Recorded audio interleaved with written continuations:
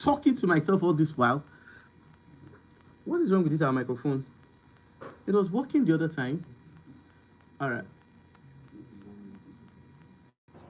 Okay, reload it. All right. Let me know if you can hear me. Let me know if you can hear me. Oh my word. Oh my word. This is serious. This is serious. Good afternoon. Wow. This is very, very serious. Good afternoon. Good afternoon. Oh my word. This is all right. Let me know if you're part of if you're viewing me from here. Please give me a thumbs like. You can share. All right. Okay. All right. Okay, I think it's better now. It's better now. Play it now. What are you waiting for? All right, let me know if you can hear me now. Good afternoon. Good afternoon.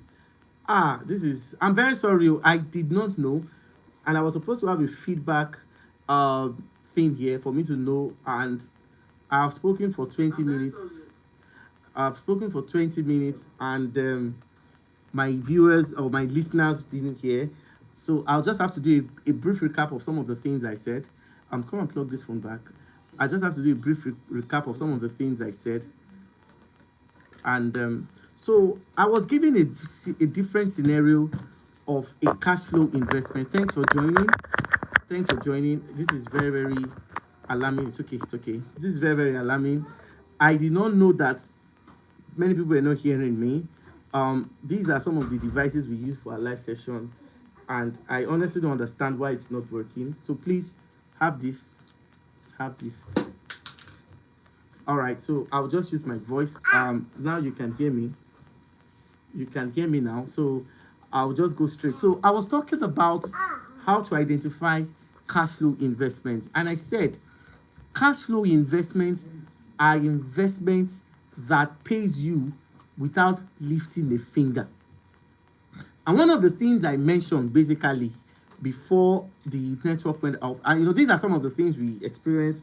More importantly, if we are having this now, one of the things I said basically is that cash flow are investments that are located in good locations, and I said that cash flow is dependent on the location.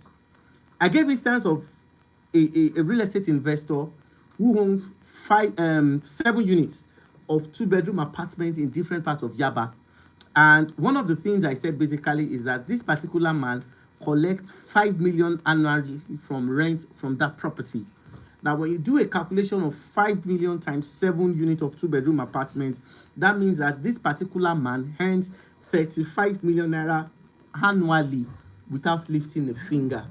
And I said that particular instance is a clear demonstration or a clear example of a cash flow investment.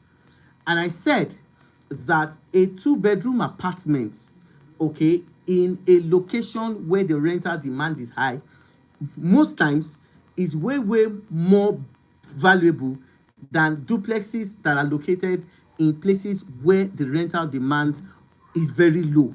And that is why I said that when you are investing in Lagos real estate, now I said this before, that the purpose of investing is different. Like for instance, one of the reasons why you may choose to invest may be subjected or may be to the fact that you just wanted something that you can call your own, that whenever you are in the country you can use, and when you are done, when you have gone back to your diaspora or wherever you are across the world, you can put it out for rent or put it out for short lease. Now, if that is your own intention for investing, then you may not prioritize a cash flow. But if your intention basically is for your investment to probably subsidize your personal lifestyle, pay for your vacation, pay for your flight ticket, pay for your hotel and reserve, or you just want something that you can earn, the revenue you can earn from your investment, and you want to reinvest it in several businesses or several lifestyle or anything that you choose to do, that basically for you, you cannot afford to invest in every property that is being marketed, because you need to understand basically that the essence of real estate investment is to pay you. So for you as that individual, you would definitely prioritize cash flow. And that is why you need to understand that cash flow does not necessarily have to be short-let, but short-let has become one of the major vehicles or major drivers of cash flow investment. And that is why I was saying that. So I gave an instance of a woman basically that I met. She's in the US, and I think few months ago, she wanted to buy a property, and she was talking to a female realtor who has been sending videos, sending a lot of things to her, and they were at the verge. They've even concluded. Now, an offer letter has been sent to her. She had the offer letter. All she needed to do was to make her first deposit, and then subsequent payments are, as it is, being specified or being stipulated on the contract. So something happened. She said she has been talking to this particular person that I should go and verify some of the information that this particular realtor has given her. Okay, and initially when she contacted that realtor that I'll be coming to check the property on her behalf and just check one or two things, and before she can make that payment, the realtor started acting funny, and that was where I realized that some things were definitely not handed up. So to cut the long story short, I met with the realtor, and the investor's expectation was very high, because sometimes when they are projecting real estate investment to you, there are some things that are always hidden. And sometimes you need to understand that when a property is being advertised, okay, some of the loopholes or something they consider as a major setback are not mostly included in some of the videos. So before I went for that inspection with that female realtor, the woman abroad who wanted to buy the property has already sent me some of the informations, and when we were driving on our way, I found out that most of the videos of the surroundings that was sent to this particular woman were videos of like 10 minutes, 5 minutes away from where this property is. And when we got to that property, I could not believe that what was sent to her was where we here. And so I wanted to make a video, okay, so that I can give the woman the report. And initially, the realtor picked offense, and she wanted to make an issue out of it. And I had to tell her, I said, Madam, this is not a case of this is what I'm trying to do. I told her that this particular trip has been paid for. Yes, I don't I don't lie. I tell you things. I said this particular trip, sorry, I was checking at the comments, is a paid trip. The woman, whoever has asked me to come here, has paid for it. So she holds me the responsibility of giving her a situation report of what is being projected to her. So along the line, I was able to make my video. And on our way back, the lady offered me some outrageous amount of money for me to keep quiet. She was begging me that she doesn't want to lose that transaction. She offered me money, something that is, if I'm to be a very, very covetous person, I would have probably taken the money and give. But I don't do that. I don't do that. My reputation is non-negotiable. It doesn't have a price. So when I told the woman, I gave her, this was what I saw, this was what I saw, this was what I saw. So I gave her the reports, and I said, if you have somebody else, let the person go and confirm some of the things I told you. And lo and behold. So you see, when real estate is being projected, in most cases, they don't show you the actual value or the true representation of the location. And one thing you must understand is that it is possible for you that you are abroad, it is possible for you to own and have investments that can sustain your lifestyle.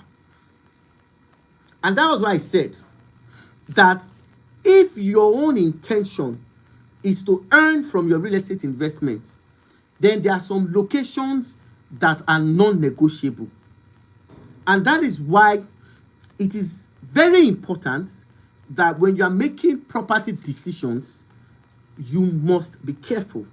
Because you see, The industry is very saturated to the point that you don't get to see the actual value of what you are paying for.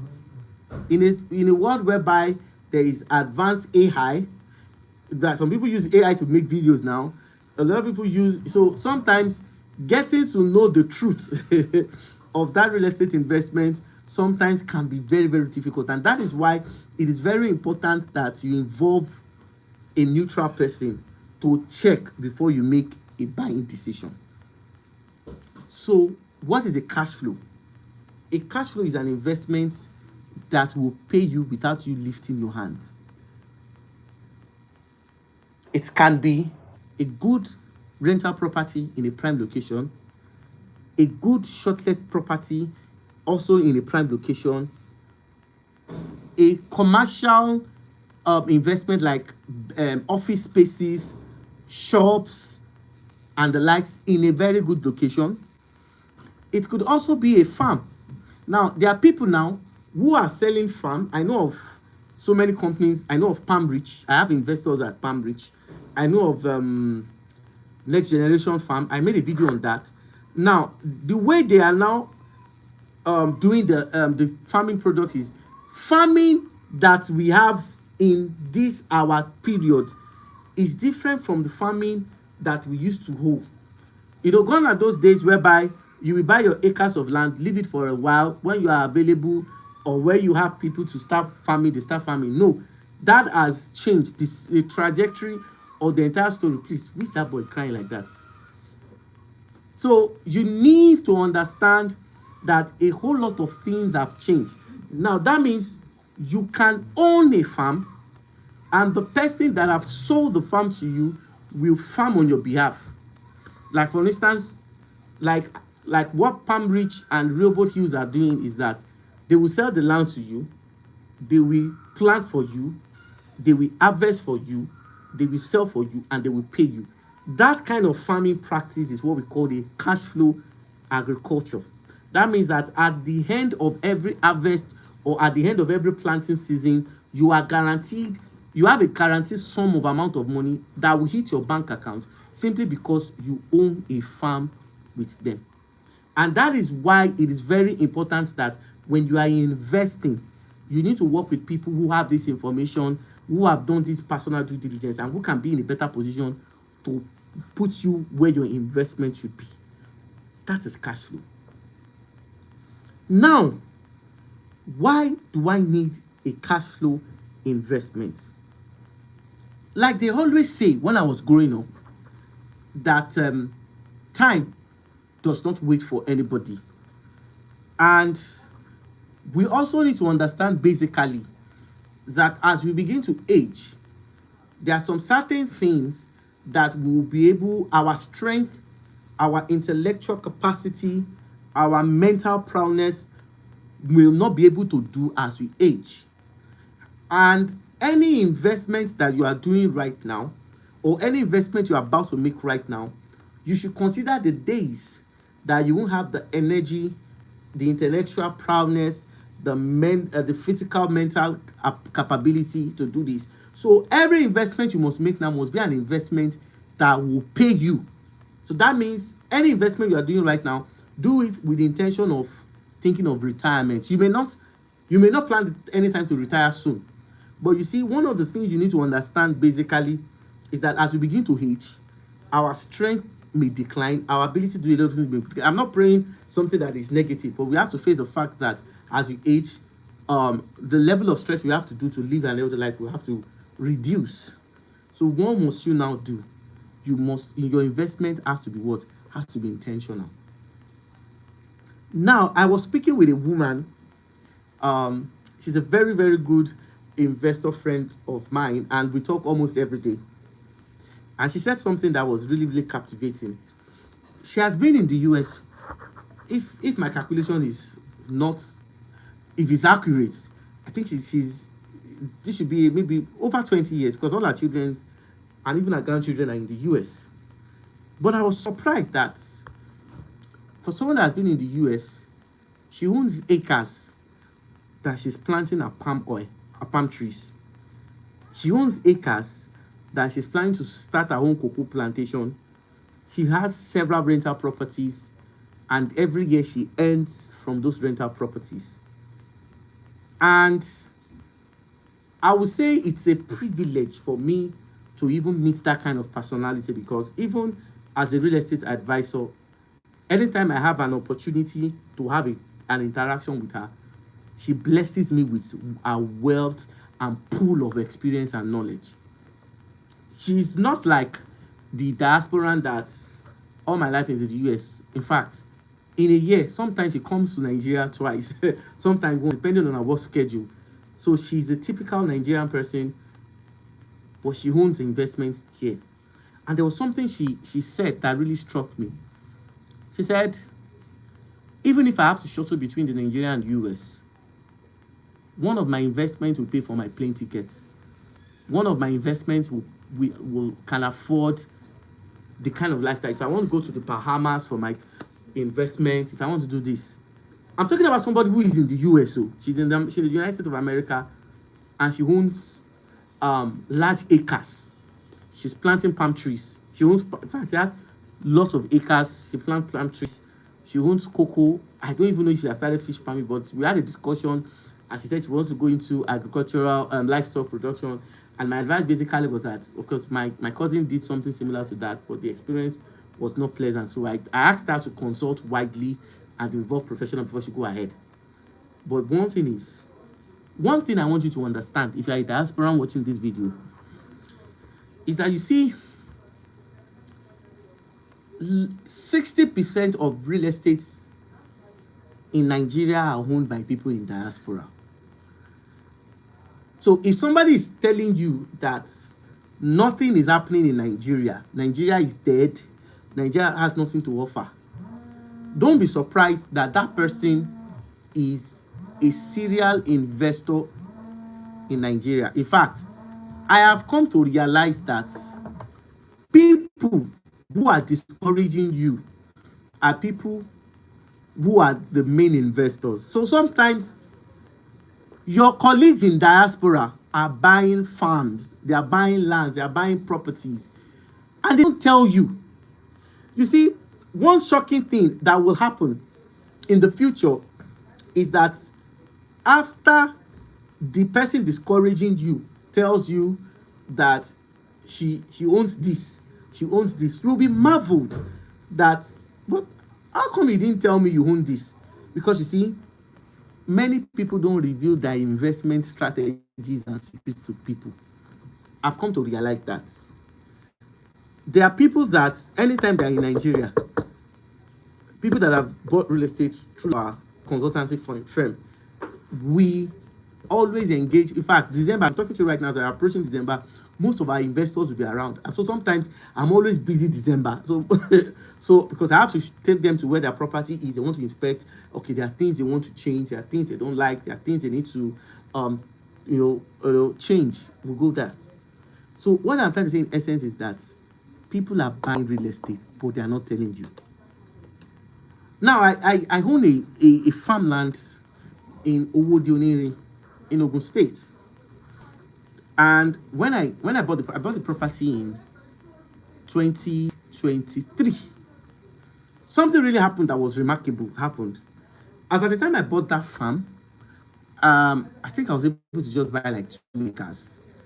And of course, there are a lot of cocoa farmers there. In fact, see, there are many diasporans that are planting cocoa, but they are just doing it on a normal level, like on a secret level. Your neighbor, that colleague in your office owns a lot of farm, because you see, agriculture is one of the major drivers of the economy. If you hear what people make on cocoa on a yearly basis, and you know the cocoa market varies. There are places whereby you can sell a bag for 690,000. There are places where you can sell it on 700,000. There are places where you can sell it for 1 million. So the market varies. So people in diaspora have, in fact, I know an individual, I'm not permitted to mention him. He's a lecturer in the UK. He co-owns one of the biggest pig farm in Ekpe. He's a lecturer in the United Kingdom. So you see, I've been privileged. I don't take this for granted. I've been privileged to meet people who are in the diaspora who seem to have a rich knowledge of how to maximize real estate investment. So for you to believe that Nigeria is gone, nobody is investing, is a lie. Is a lie. The kind of investment I do every December is a lie. The kind of inspection, people that are bought that will come and say, okay, Ade, please, I'm around, meet me here, let's go and check some of the property. It's a lie. Because the question basically is, if you don't have plan B, if you don't have investment, how do you intend to have a fulfilled retirement with inflation, with economic instability, and you never can tell what the future has in store. Okay, and that is why an investment is like a bulletproof, that whatsoever the economy or anything throws at you, you are well protected. So you are not the one to think about or to be worried about what the future has to offer. And that is one thing about it. So when we talk about cash flow, it can be land, it can be a farm, whether palm oil farm, cocoa farm, cassava plant farm, coconut farm, any of the farm. In as much as fact that there is activity there, it pays you, is a cash flow. A rental property that generates a good rental income is a cash flow.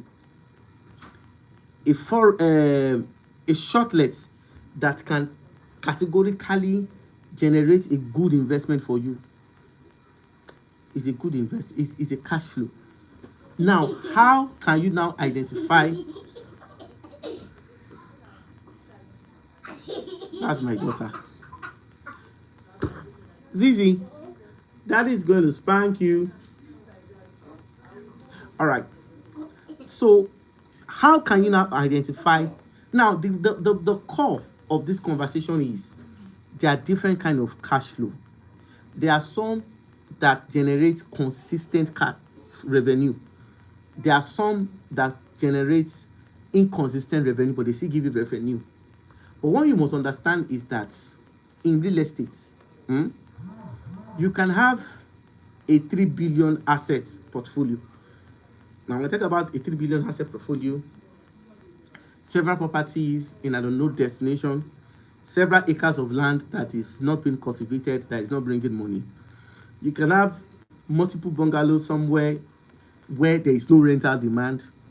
The moment you have an asset that is very difficult to liquidate and convert to cash, more importantly in the area of the need, financial need, to me is not a good investment. Because you see, whether we like it or not, though many people hate to admit this, but I will tell you the truth. Many people that own real estate don't belong to the same cash flow level. Let me explain. For someone that owns investment in prime locations like Lekki 1, Admiralty, VGC, Abramade Sonya, Ogombo, Sangotedo, Lagos Business School, Abijo GRA, you have an asset. So there's a category of assets classification that you belong to. Now, someone who has multiple lands in Epe, Ijebu-Ode, the outskirts, you also have assets too. You are an investor. But you see, your asset category does not equal someone who owns in prime locations. And that is why property diversification is very important. When you are doing real estate investments, you must diversify. That means that, because you see, you honestly cannot tell of a government policy that can happen in the future that can affect your real estate investment. Because you see, all these things we are shouting, this cash flow, this asset and the likes, is solely dependent on decisions that is being made and being implemented by the government. And if you don't understand that, and that is why it is very important that you do this. Now, if I were you, I would prioritize rental properties in prime locations. I will prioritize shortlets. Now, I'm going to give an instance. I think I had this conversation yesterday. On Saturday, I was on the mainland.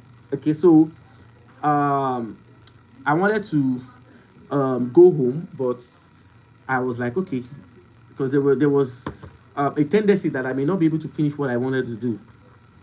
In Ikeja, where I was, I checked 7 short-let apartments, and on that Saturday, it was totally booked. I could not get a space. I said, okay, fine. Let me drive down to Yaba. When I got to Yaba, all the bookings were totally taken. I could not even find a space. So it dawned on me that short-let apartment owners in prime locations are making millions and billions of naira simply from what? Reservation. See, there are some people, as this is November, and if you check the time that was past November, we are not even in the second week of November. We're in the first week of November. All the accommodations are totally booked. Now, this is a wake-up call that when you are prioritizing cash flow, if you have rental properties, okay, that pays you annually, have shortlets too. Now, when you now own shortlets, one thing you must understand is that there are some short investments you will have that in number of 5-6 years you will recoup the money, okay, that you invested in that property, and you cannot use that money to invest in another, because you see, if you are investing, it is very important that you understand how to build a profitable portfolios. A lot of people have real estate investment portfolios, but majority of them are not profitable. Majority of them cannot guarantee steady cash flow. Majority of their portfolios cannot guarantee or generate their cannot support their lifestyle. I want to travel to the Bahamas. I don't want to worry about plane ticket. I want to buy a house. I want to do everything. Their investment cannot that, because you see, most of the cash flow that most of these people have built are not centered on what?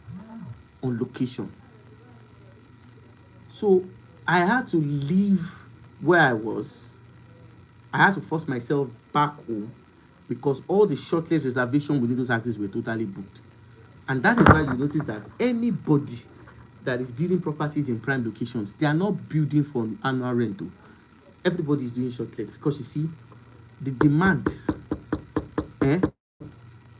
is gradually outpacing the supply. So the supply is small. Sorry, demand is small. The demand is higher than what is available. So nobody will use 100 million to buy land and build house for you to be paying them maybe 3 or 4 million annually. Everybody's bidding for shortlets. So you must understand that the shortlets investment market is a very lucrative business. So your intention as a real estate investor should be how to capitalize it. Now, I'm going to say this very quickly before I open the question and answer segment. So from yesterday's live session that I had, basically, I talked extensively about this. So a lot of people sent questions. I'll be responding to that. But before we go into that segment very quickly, I am going to quickly explain some things very quickly to you. Now, when you are investing, 2 things are very, very important. Why do you think the shortlet market is gradually overshadowing some? In fact, there are some places that they build shortlets that the hotels, the lower categories of hotels in those axes are becoming vacant. Why? Shortlet offers you your own personal kitchen. You can cook. You have your own living room. As contrary to just everything in a single room in an hotel. You have your own living room. Some shortlet apartments have gym. They have swimming pool.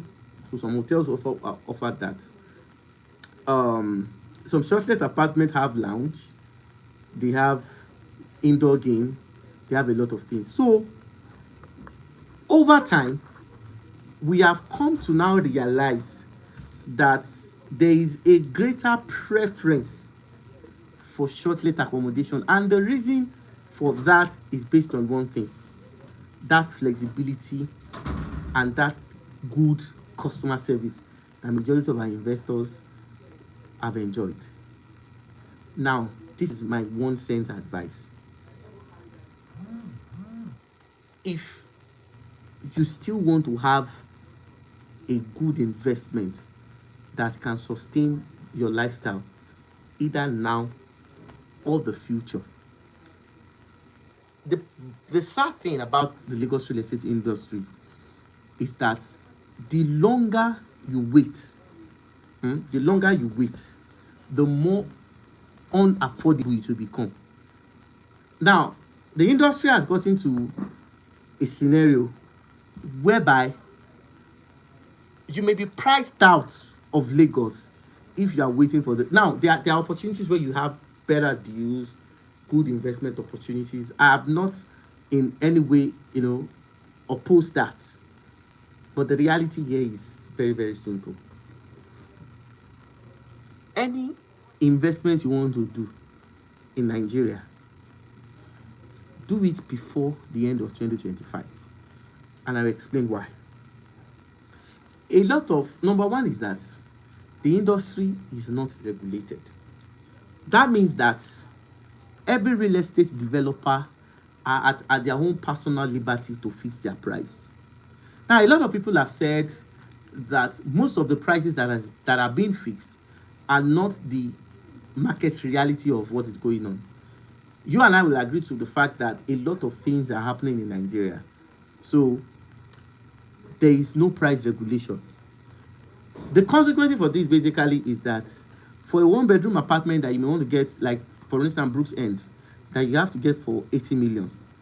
As I'm talking to you right now, because of the cost of construction, the cost of inflation, and coupled with the fact that the government is introducing tax by next year January, the 80 million that you're supposed to use to get a one-bedroom apartment that gives you 700,000 monthly on the mainland, by the time the developer has factored all these costs, they may increase it to 85 million. That is if it is not even sold out before the end of the year. Now, the stiffer the economic policies, the more expensive real estate is. So there is no better time, whether it is land you want to buy, whether it is agro real estate you are considering, whether it is shortlet you want to do, the best thing you can do basically is that start looking out for off-plan with reputable developers. I think I did a video with that, but in subsequent time, the good thing basically is that I'll be coming here by the special grace of God on Thursday. Now, I missed a lot of live sessions. I think throughout last week we were not online, right? Yeah, we're not online because you have to attend to so many inspections. We have to do a lot of due diligence. I was engaging my surveyors all through last week. So we intend to make up for all the missed live sessions, those educative sessions that we're supposed to have online. We're going to be having it tomorrow. We're taking a break tomorrow. By the special grace of God, we're taking a break.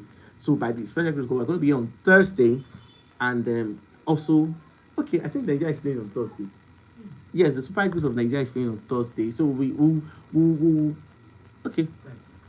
We can do tomorrow and Friday, because I'm also a football fan. Sorry, I'm deviating, but I love football. I'm a loyal Nigerian. So we're going to look at, okay, we'll try and do something tomorrow. We'll have a live session tomorrow. Then on Friday, by the special grace of God. Now, the question basically is, anything you want to do in Nigeria, do it before the end of 2025. So my advice basically is that if you cannot afford to make bulk payment, you can contact us. There are good off-plan projects that you can key into. So even if policy change, an initial deposit will save you the cost of buying higher than what you're supposed to buy now. You can also look at, the most important thing is start now. That's just my own recommendation. Okay, that's my own recommendation, because you see, next year is going to be challenging because with those taxes and the likes, and that is why it is very good for you to start early. Make that deposit, whether it is your rental apartment or whether it's on the mainland or the island. Start looking. If you want us to help you, you can contact us. for due diligence and the like. It's not free. We are paying lawyers, we are paying surveyors. So there are times there are some due diligence that it takes 50,000 naira fee to drive to site, so it's not free. But if you choose to work with us, we will find a way to. It's free if you work with us. If you want us to help you acquire that property, but if you want us, but of course, and you want to do it through another agency, it's not free. I think I've said that. But the most important thing is I don't want to deviate from the core of this conversation is that starts now. Now, the thing is that what will happen to the industry as from 2026, 2027? Lagos will become a luxury. Now, the luxury basically may not necessarily depict that kind of your own imagination of what luxury is. It will become luxury in the sense that many people will not be able to afford Lagos again. I'm telling you, I am a key decision maker in real estate. I have a lot of developers, friends, colleagues, and some contacts that I've worked with. And I can tell you basically that the longer you wait to invest in Lagos, the more unaffordable Lagos becomes for you. So my advice, if you can afford to do now for the off plan,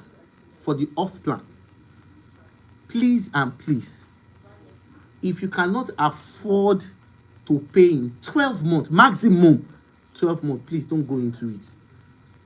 An 18-month off plan is a danger. In fact, is a time bomb that is waiting for the time to explode. Now, a lot of people are saying, but we can buy through mortgage.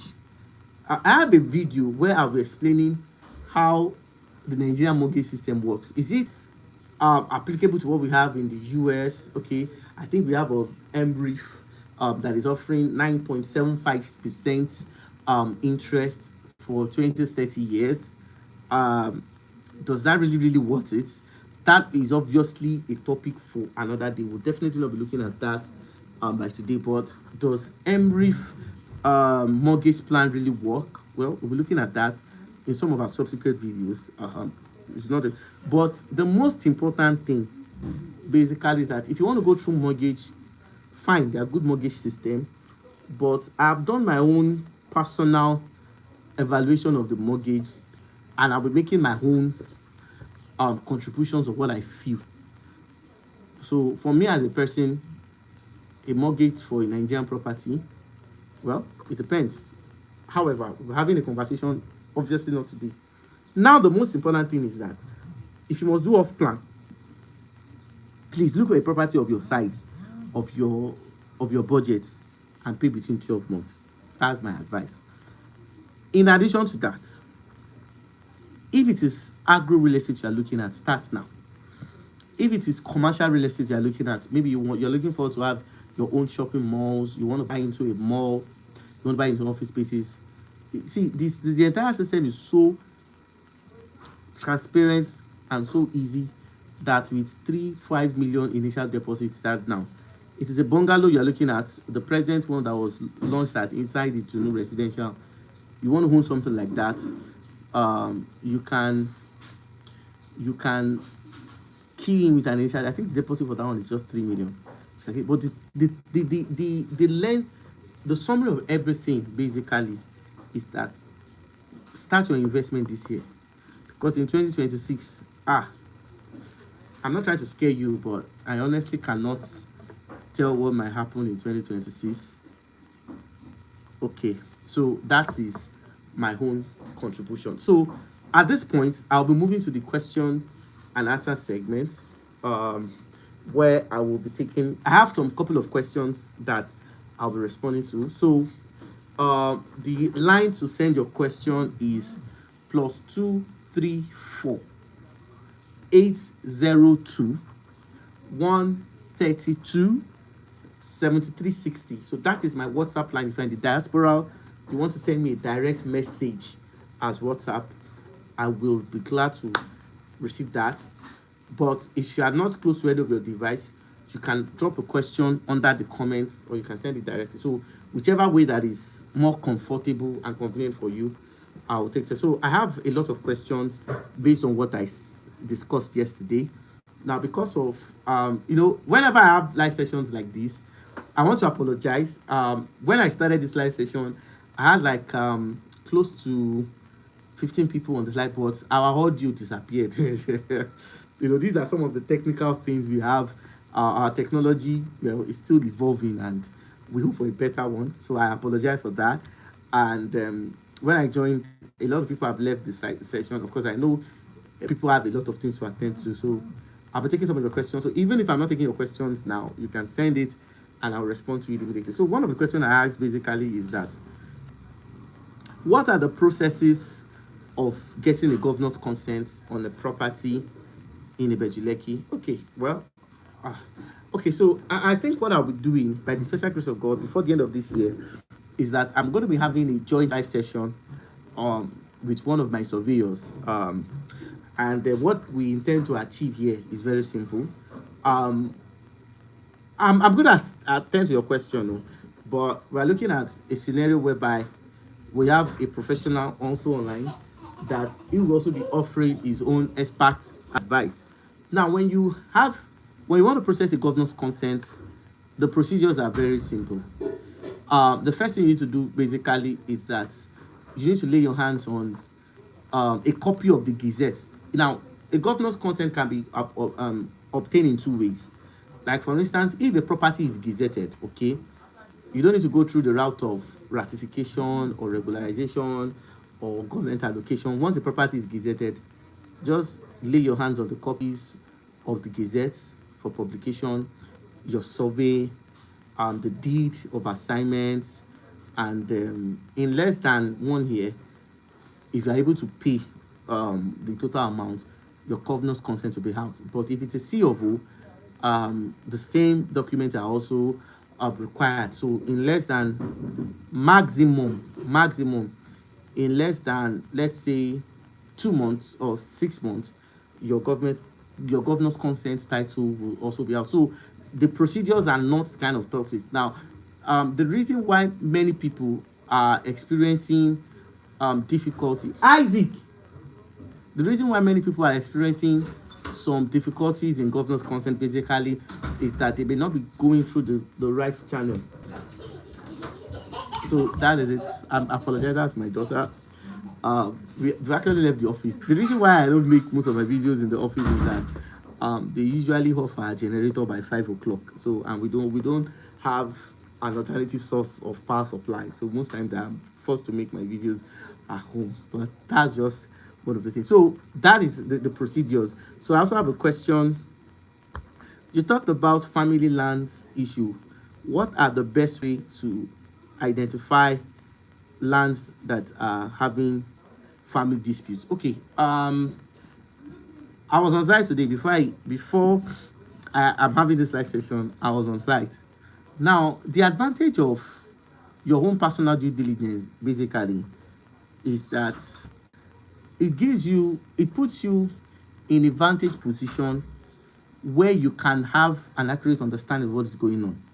Now, for me in the ibeju-lekki corridor, I have been able, to understand some certain things. Now, how can you identify a property that is prone to disputes? Number one, the place is always not developed. And sometimes when you visit the site, you will notice that you have broken walls, broken fences.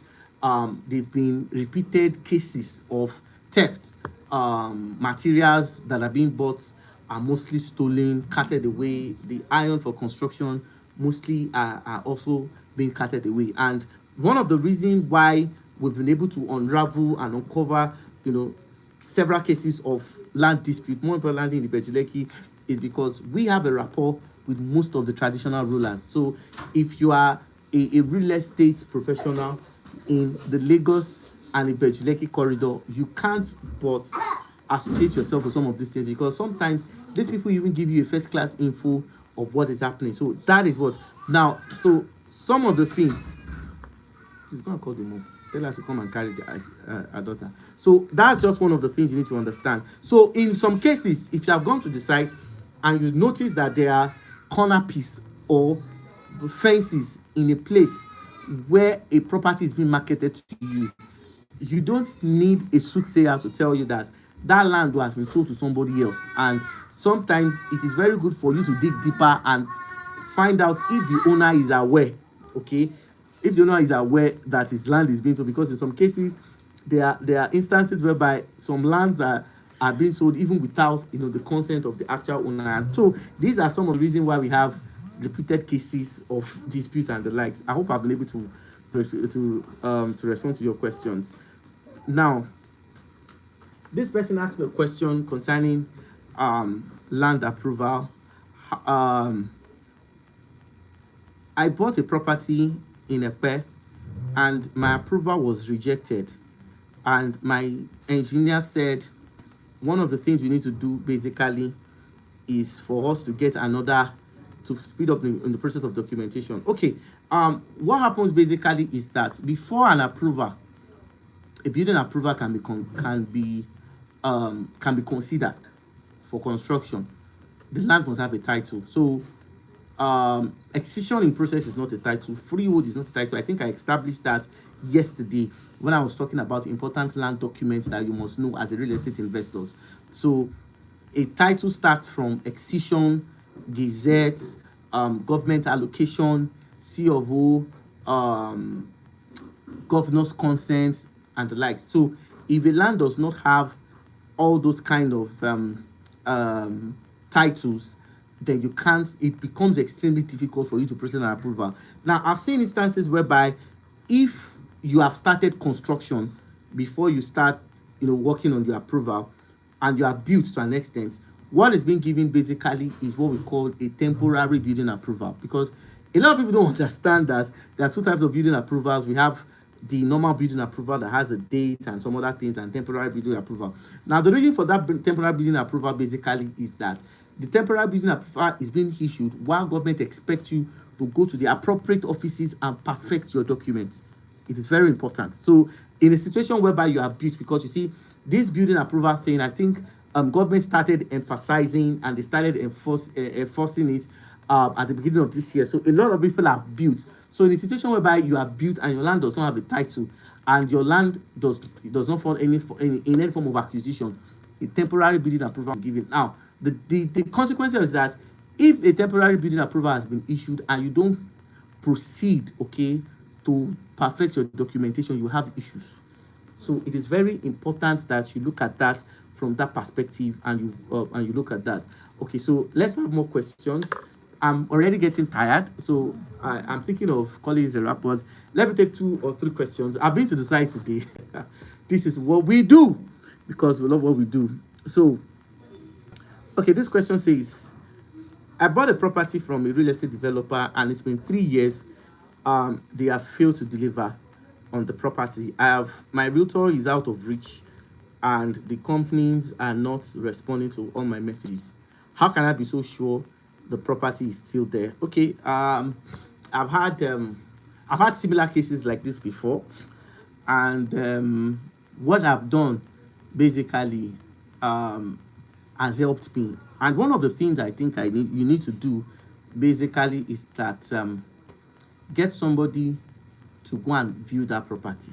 Okay, now a lot of things could be a reason why projects are not being completed. And if you have been following me in all of my videos, I've always outlined some of the reasons why projects get stuck. Okay, number one, it could be to the fact that they are experiencing dispute on that land. I said it could. I'm not saying it is. It could. Number two, I've seen issues whereby a lot of people have started building, okay, without approval, and government have to seal that project. That could also be a reason. Number three, I've also seen instances whereby in the middle of construction, the developer runs out of fund and he had to temporarily stop that project, okay? And out of fear, I've seen instances whereby some real estate development companies have abandoned projects and they are not even communicating to the investors that they collected money from to start the project. So I've seen instances like that. So we obviously cannot ascertain what could be the actual reason for this, and this is why it is very important that you hire an independent person to go and view the sites, let them know what is actually happening. Before you draw conclusion, you must have first class information on what is going on your site. Then have the person visit the company. Okay, in a situation whereby they are not responsive to calls, they are responsive to messages. I've seen instances whereby real estate company changes staff. A lot. I know a particular company that I was there at the beginning of June, yes, to lodge a complaint. I went back in July, just a few weeks after that. The same person that attended to me was a different person. I was told the staff had left. So I went back in August to verify some of the information. I was being attended by the same person. So there are instances whereby some company staffs may get a better opportunity elsewhere, a juicy package and the likes. Trust me, human beings will always put our our welfare into consideration. It doesn't matter how nice you look, in as much as fact that this thing go pay me, well, I go shake everything. If I were to be in their shoes, I would do the same thing. So, and that is why I've always emphasized that as a real estate investor, you need us. You definitely need to work with consultancy agencies, firms like us, because you see, I've seen instances whereby some investors have established relationship with company staffs, and it's not always advisable, because you see, the staff you may be in conversation today may leave the company at any time. But you see, when you have an independent, um truth-minded firm like us, we are not going anywhere. As Lord grant us grace, we are ready. So, and we deal directly with the developer, because it's always easier to do it in that way. So you want to look at that. Then finally, you also want to find out if the developer is in a good frame of mind. Is a good frame of mind. I've seen instances whereby last year we witnessed the death of some prominent real estate developers in the industry. It's sad, but of course, things like that happen. So you also want to consider. So a lot of things could be a reason for that, and that is why it is always important that you do what, you establish a good relationship. You make your own personal findings before you draw conclusion. Okay, so this is where I'm going to draw today's curtain of identifying cash flow investments on today's segment of property matters. I want to start by saying a very big thank you. I apologize for, okay, what we experienced was actually a technical glitch. Not what happened in INEC, during that election. This one was a technical glitch, so we have to come online. Did I mention INEC? I didn't say that. I definitely didn't say that. That obviously is on a lighter note. So we experienced some glitches due to network. Sometimes devices may misbehave. So thank you very much. I want to say a very big thank you. And let's do this tomorrow by God's grace. See you.